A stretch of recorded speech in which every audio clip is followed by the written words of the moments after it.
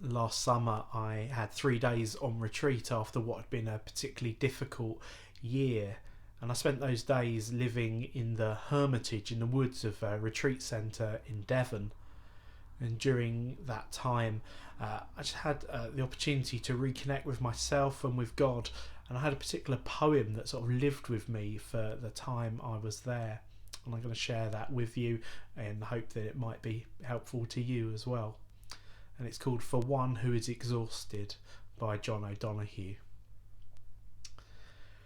When the rhythm of the heart becomes hectic, time takes on the strain until it breaks.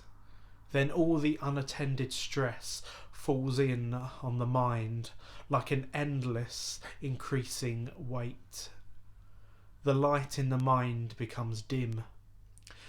Things you could take in your stride before now become laboursome events of will.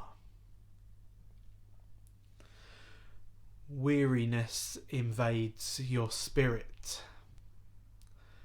Gravity begins falling inside you, dragging down every bone. The tide you never valued has gone out, and you are marooned on unsure ground.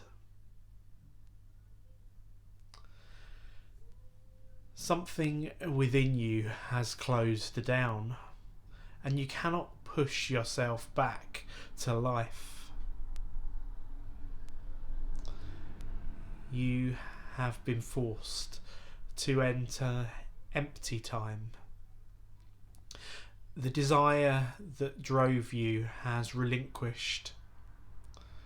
There is nothing else to do now but rest, and to patiently learn to receive the self you have forsaken in the race of days.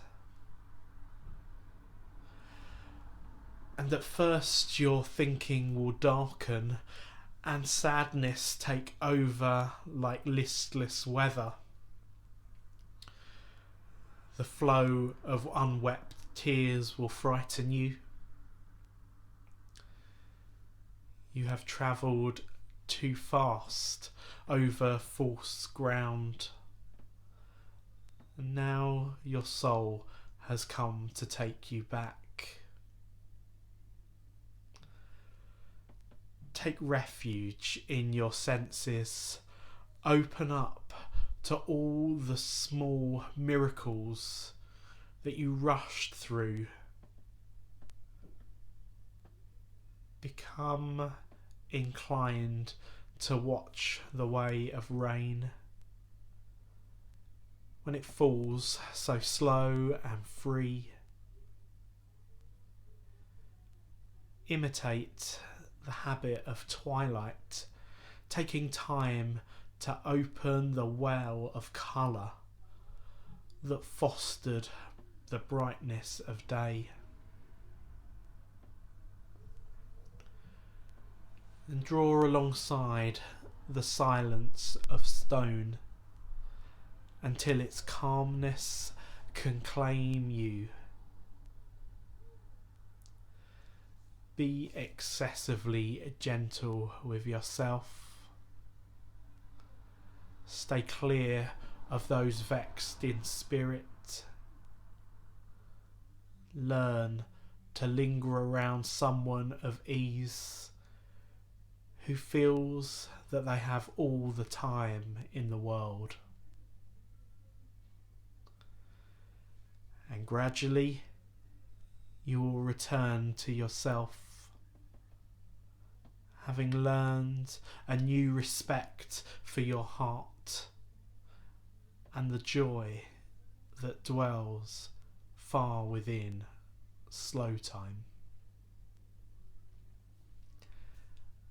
I hope maybe that might speak to someone today.